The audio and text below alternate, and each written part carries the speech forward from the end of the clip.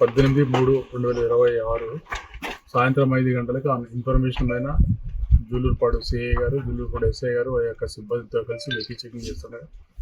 ఒక 2 వెహికల్స్లో ఒక టీంను పట్టుకోవడం జరిగింది. ఆ టీం దాంట్లో చెక్ చేయగా దాంట్లో అందాజా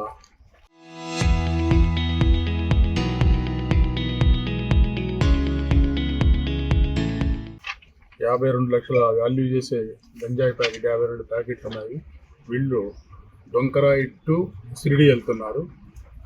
వీళ్ళ మెయిన్ దీంట్లో ఎక్యూజ్డ్ ప్రమోద్ కుమారు, తర్వాత ఈ అభి, లక్ష్మణ్, బార్చిటి భార్గవ్, శ్రీనివాసు, ఇంకా కొంతమంది ఉన్నారు. ఇది రెగ్యులర్గా మన కొత్తగూడెం జిల్లాలో ఈ విధంగా నడుస్తూనే ఉన్నది. వీళ్ళు ప్రధానంగా ఇన్ఫర్మేషన్ పట్టుకోవడం జరిగింది. ఇప్పటి వరకు భద్రాద్రి కొత్తగూడెం జిల్లా ఎస్పీ గారి ఉత్తర్వుల ప్రకారంగా మినిమం మన ఈ సంవత్సరంలో 86 కేసులు పెట్టడం జరిగింది. 34 కోట్ల 7 లక్షల రూపాయల గంజాయి స్వాధీనం చేసుకోవచ్చు. అందాగా 6,544 గంజాయి పట్టుకోవడం జరిగింది.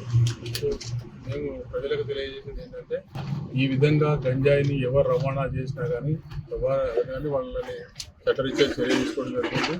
అదేవిధంగా వాళ్ళ మీద అవసరం అనుకుంటే పీడీ యాక్ట్ కూడా పెట్టడం జరుగుతుంది.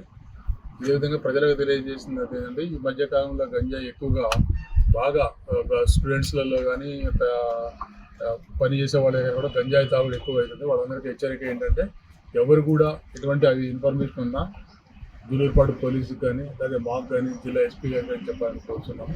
ఈ విధంగా ఎవరు రవాణా చేసినా కూడా వాళ్ళపైన చట్టరీత్యా చర్య తీసుకుంటామని తెలియజేస్తాం.